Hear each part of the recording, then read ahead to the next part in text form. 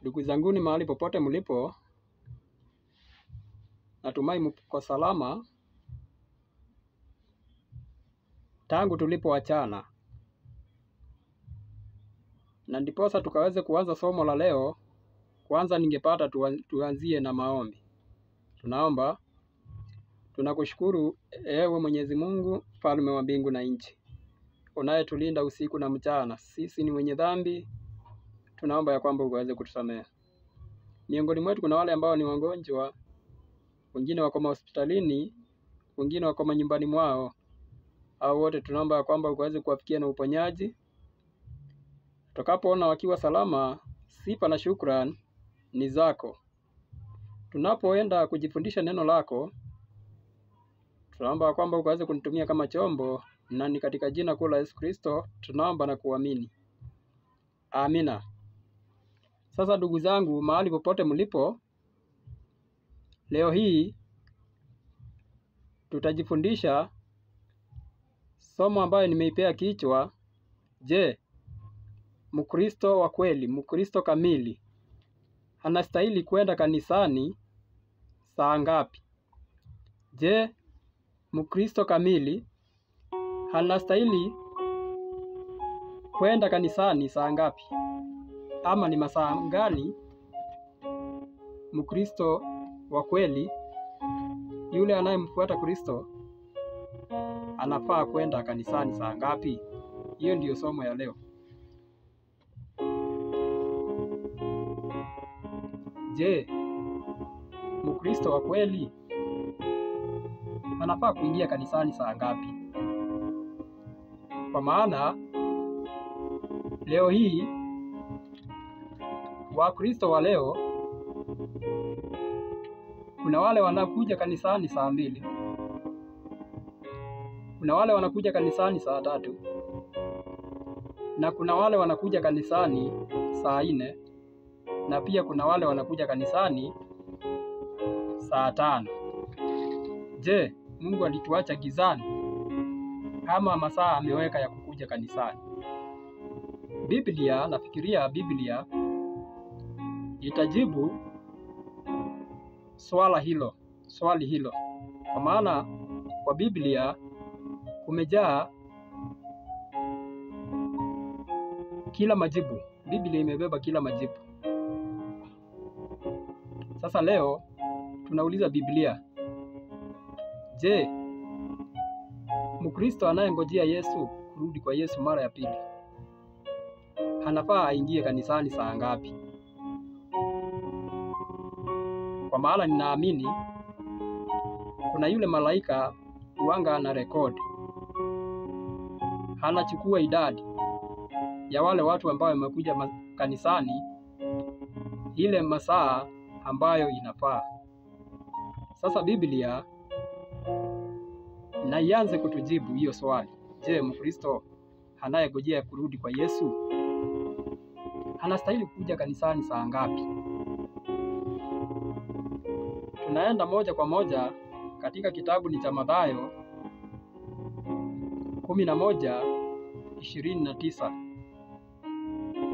Mathayo 11:29.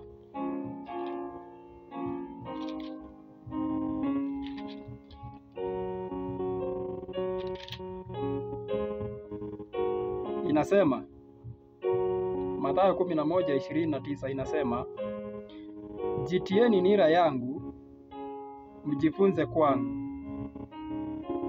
kwa kuwa mimi ni mpole na mnyenyekevu wa moyo, nanyi mtapata raha nafsini mwenu.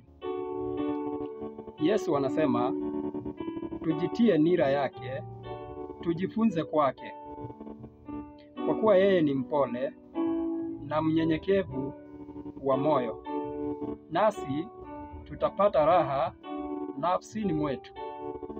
Kwa hivyo Yesu anaposema tujifunze kwake, tunaangalia kwa sababu Yesu alikuwa mtunza Sabato, tunamuuliza kwa maana amesema tujifunze kwake. Je, Yesu alikuwa anaingia kanisani saa ngapi?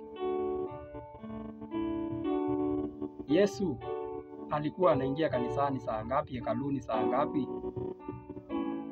Kwa maana amesema tujifunze kwake.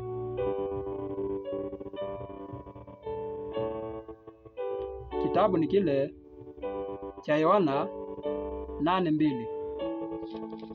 Yohana 8:2. Yohana 8:2 inasemaje? Yohana 8:2. 8:2 Yohana inasema, hata asubuhi kulipokucha akaingia tena hekaluni, na watu wote wakamwendea, naye akaketi akawa akiwafundisha. Maandiko inasema hata asubuhi kulipokucha Yesu akaingia hekaluni, naye akaketi akawa akiwafundisha. Hata asubuhi kulipokucha akaingia tena hekaluni. Asubuhi kulipokucha. Sasa kuna kuchanga saa ngapi? Kwa maana tunaambiwa asubuhi kulipokucha Yesu aliingia hekaluni akawa akiwafundisha. Kitabu ni kile cha Yohana 11:9. Yohana 11:9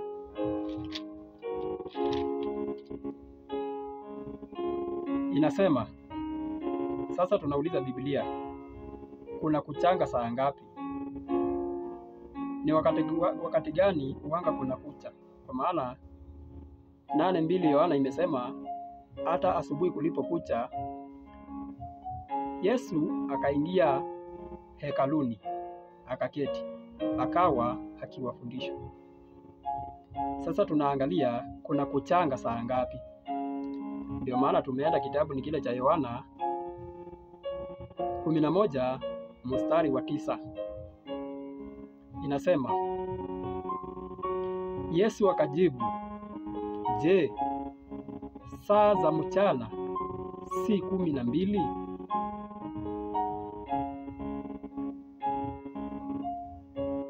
Yesu anasema saa za mchana ni 12.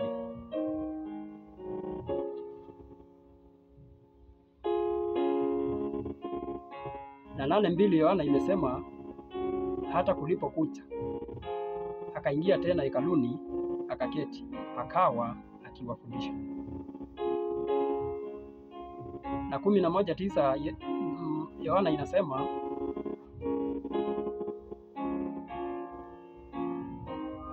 inasema je, Yesu akajibu akasema, je, saa za mchana si 12? Bado hatujapata majibu. Tunakombea kitabu na kitabu, huku kidogo na huku kidogo. Tunaenda kitabu kingine ni kile cha Luka 21:37. Luka 21:37 inasema, basi kila mchana alikuwa akifundisha hekaluni, na usiku huenda kulala katika mlima uitwao wa Mizeituni. Nasikia inasema Luka 21:37, basi kila mchana alikuwa akifundisha hekaluni, na usiku huenda kulala katika mlima uitwao wa Mizeituni.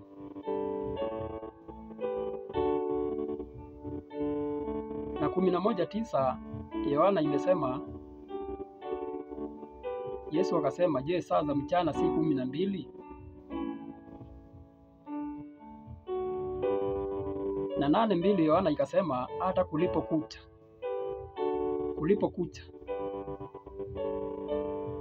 Kwa hivyo tunaona wakati kuna kucha ni kuanzia saa 12. Kuanzia saa 12. Kwa sababu Luka 21:37 imesema, basi kila mchana alikuwa akifundisha hekaluni. Kwa hivyo ni kumaanisha Yesu alikuwa anaingia hekaluni saa 12. Saa 12 ndio masaa ambayo Yesu alikuwa anaingia hekaluni kwa mujibu wa maandiko. Na Luka 21:38 inasema, na watu wote walikuwa wakiamka mapema waende hekaluni ili kumsikiliza.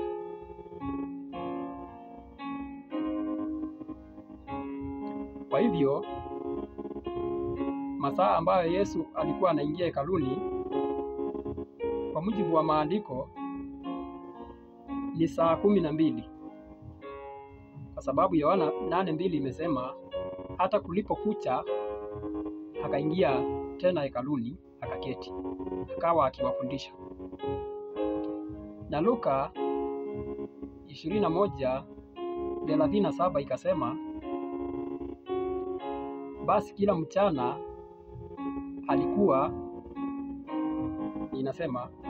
mchana alikuwa akifundisha hekaluni. Kila mchana. Na tukajua mchana uko na masaa mangapi? Kulingana na Yohana 11:9 Yesu akasema masaa ya mchana ni 12. Kwa hivyo kumaanisha Yesu alikuwa akiingia hekaluni saa 12 asubuhi. Anashinda hekaluni hadi saa 12 jioni. Kwa hivyo tumepata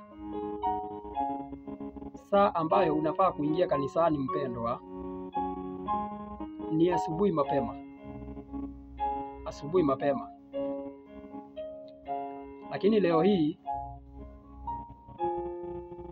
tunaingianga kanisani saa 2. Lakini hiyo masaa 2 bado Wakristo wanashindwa kukuja kanisani hiyo saa 2. Wengine wanakuja saa 3, wengine wanakuja saa 4, hadi wengine wanakuja saa 5. Inahuzunisha sana, na Yesu amesema tujifunze kwake. Yeye alikuwa akiamka mapema saa 12 ako hekaluni, na washiriki wa Biblia kulingana na kitabu cha Luka 21:38 walikuwa wakiamka mapema waende kumsikiliza.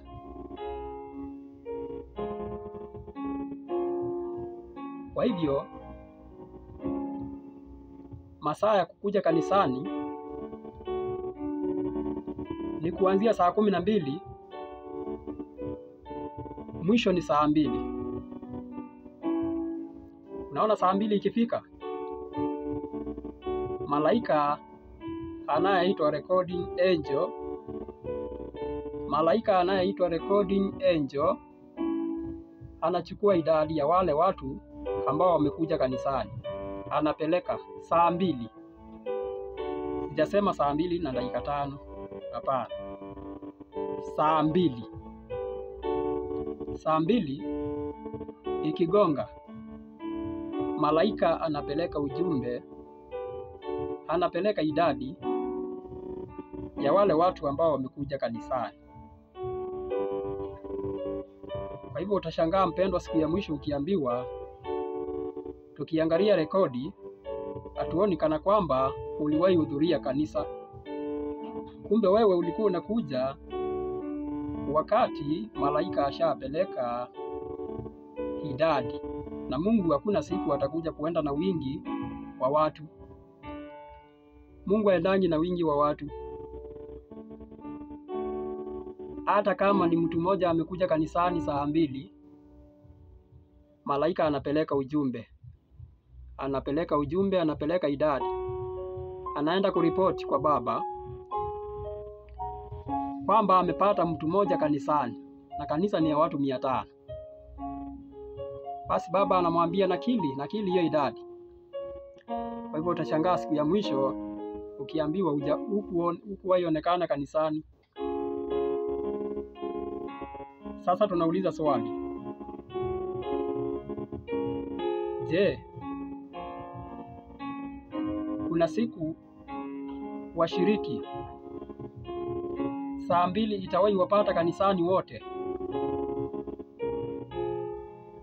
Kuna siku itafika washiriki wote waanze kukuja kanisani saa 2 mapema, asubuhi na mapema? Hii swali naomba tujibiwe na roho ya unabii. Kitabu ni kile cha Last Day Event, matukio ya siku za mwisho. Ukurasa ni ule wa 192. Wacha tusome. Kitabu ni kile cha Last Day Event, matukio ya siku za mwisho. Ukurasa ni ule wa 195. Ubeti ni ule wa pili, Last Day Event 195.2. Inasema, tumeuliza swali, je, kuna siku itafika washiriki ikigonga saa 2 washiriki wote washaingia kanisani? Sasa hii swali tunajibiwa na roho ya unabii. Tunasoma Last Day Event 195 paragraph number 2. Nasoma, are we hoping to see the whole church revived? Anauliza swali, are we hoping to see the whole church revived?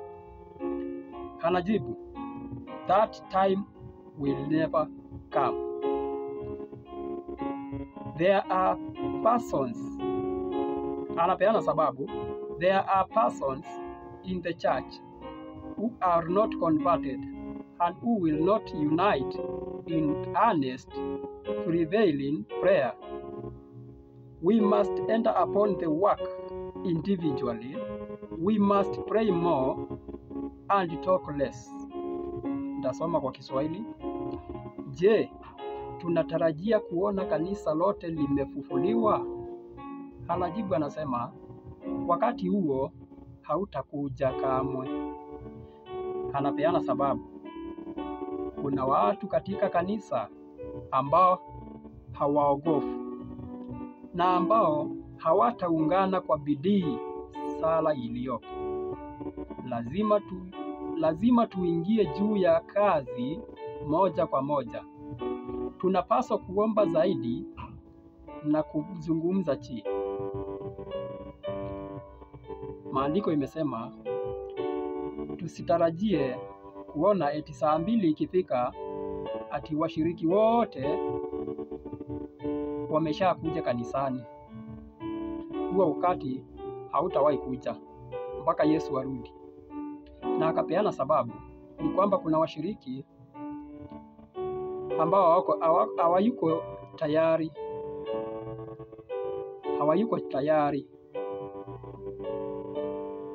Hawayuko tayari.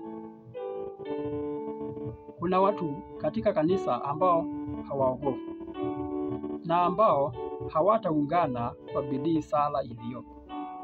Lazima tuingie juu ya kazi moja kwa moja. Kwa Kizungu imesema that time will never come. Ati saa 2 imefika kila mshiriki ameshakuja kanisani. That time will never come till Jesus comes. Anapeana sababu. There are persons in the church who are not converted and who will not unite in honesty, prevailing prayer. We must enter upon the work individually. Usiangalie mtu. Kwa hivyo huo wakati tumeambiwa hautawahi kuja mpaka Yesu arudi. Kwa sababu kuna watu kanisani ambao hawako ready kumlaki Yesu. Hawako ready Yesu awafundishe masaa ya kukuja kanisani. Hawa watu hawako ready.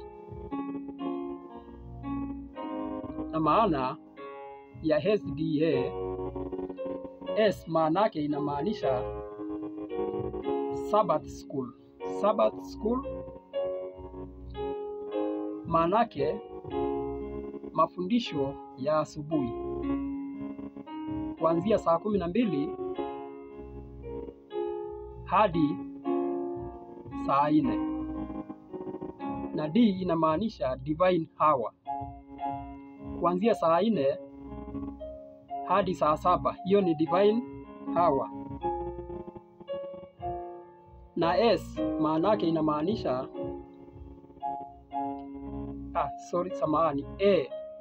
A maana yake inamaanisha afternoon services.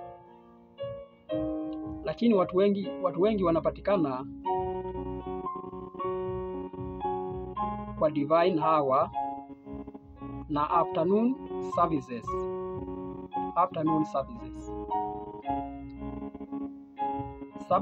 Sabbath school hawayuko hapo. Saa hiyo wako nyumbani. Mafundisho ya asubuhi wako nyumbani. Na tumeona Yesu alikuwa anaingia hekaluni saa 12 hadi saa 12. Hiyo ni masaa 12. Ukiangalia ile chati yetu ya hekalu kuna mikate 12. Maana yake masaa 12 ya ibada.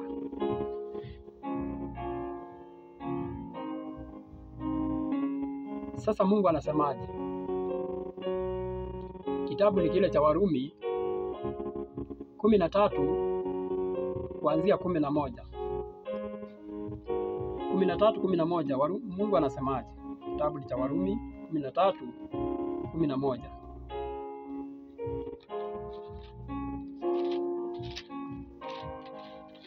Nasemaje? Warumi 13:11. Inasema, naam, tukiujua wakati kwamba saa ya kuamka katika usingizi imekwisha kuwadia. Kwa maana sasa wokovu wetu u karibu nasi kuliko tulipoanza kuamini. Usiku umeendelea sana, mchana umekaribia. Basi na tuyavue matendo ya giza na kuzivaa silaha za nuru. Mungu anasema tukiujua wakati kwamba saa ya kuamka katika usingizi imekwisha kuwadia. Mungu anamaanisha nini? Kama Yesu ndiye mkufunzi wetu, mwalimu mkuu, kama ametufundisha masaa ya kukuja kanisani, mwisho ni saa 2 ukuwe kanisani. Mungu anasema ni wakati wa kuamka katika usingizi, kwa maana sasa wokovu wetu u karibu nasi kuliko tulipoanza kuamini. Kwa hivyo Mungu anasema ni wakati wa kuamka katika usingizi. Kwa sababu gani tuamke katika usingizi? Kwa sababu gani sasa tuanze kukuja kanisani mapema? Biblia inaendelea kujibu. Kitabu ni kile cha Petero wa kwanza sura ya 4 mstari wa 7.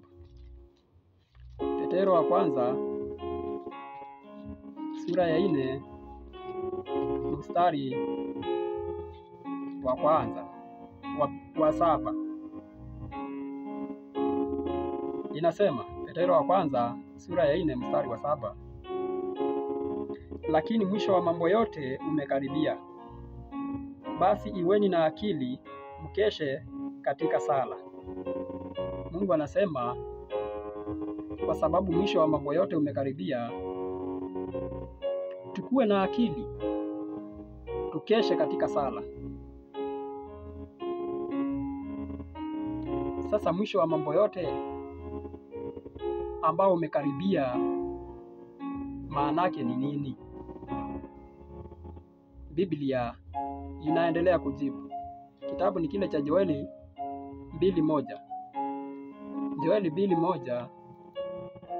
Acha Biblia itujibu.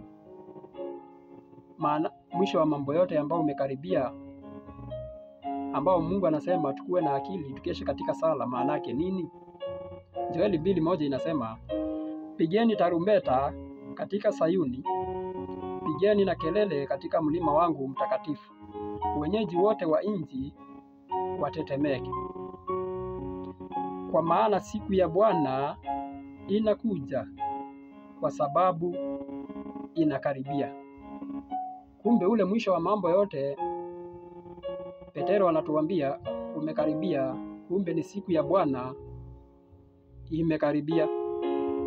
Kumbe ni siku ya Bwana imekaribia.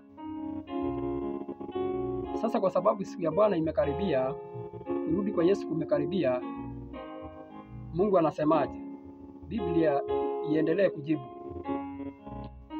Tunarudi kitabu ni kile cha Petero wa kwanza sura ya 4 mstari wa 2. Sura ya 4 mstari wa 2. Petero wa kwanza sura ya 4 mstari wa 2 inasema, tangu sasa msiendelee kuishi katika tamaa za wanadamu, bali katika mapenzi ya Mungu. Wakati wenu uliobaki wa kukaa hapa duniani. Narudia tena. Petero wa kwanza sura ya 4 mstari wa 2 inasema, tangu sasa msiendelee kuishi katika tamaa za wanadamu, bali katika mapenzi ya Mungu. Wakati wenu uliobaki wa kukaa hapa duniani.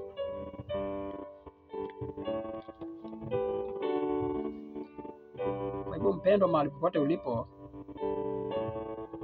huenda kwamba ulikuwa unakuja kanisani ukiwa umechelewa, na Yesu ametufundisha masaa ya kuja kanisani ni kuanzia saa 12, mwisho ni saa 2. Na tunapoangalia Mungu haendani na wingi wa watu. Mungu haangalii kama wewe ni mzee wa kanisa. Mungu haangalii kama wewe ni pasta. Mungu angalia kama wewe ni mama wa kanisa. Mungu anaangalia yule anayefanya mapenzi yake. Huyo ndiye anaangalia. Na hakuna siku itakuja Mungu aanze kutembea na wingi wa watu. Kwa hivyo, kama umesikia sauti hii, popote ulipo, anza kufanya matengenezo. Anza kukuja kanisani mapema. Malaika ambaye anapeleka ujumbe, anapeleka idadi ya watu ambao wamekuja kanisani washiriki. Pia na jina lako likuwe hapo. Isifike siku ya mwisho waambiwe hakuna siku ulionekana kanisani. Kumbe wewe ulikuwa unakuja wakati malaika ashapeleka ujumbe. Kwa hivyo tufanye marekebisho. Tufanye marekebisho ndugu zangu. Tufanye marekebisho. Na Mungu apate kuwabariki. Mungu awabariki.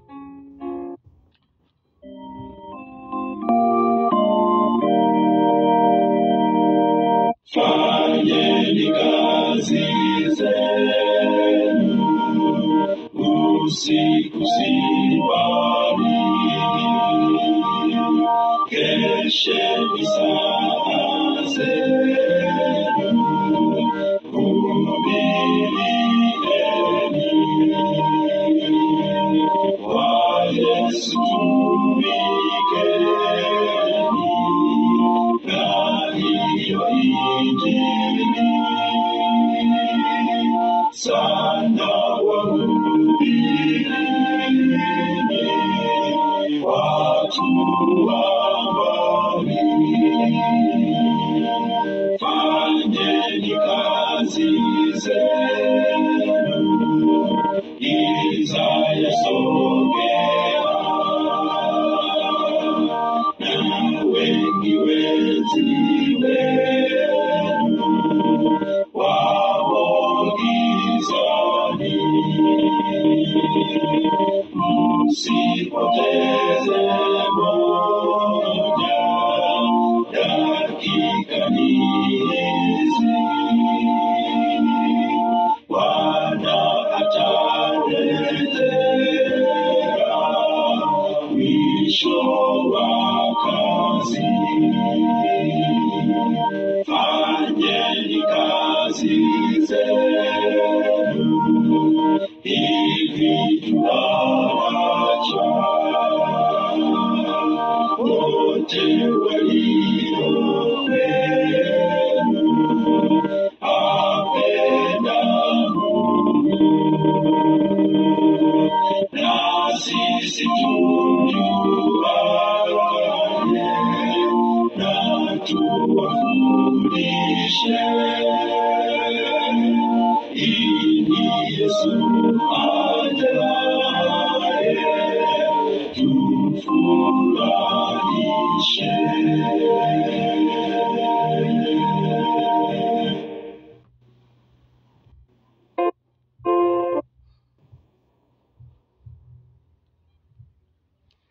Tunaomba.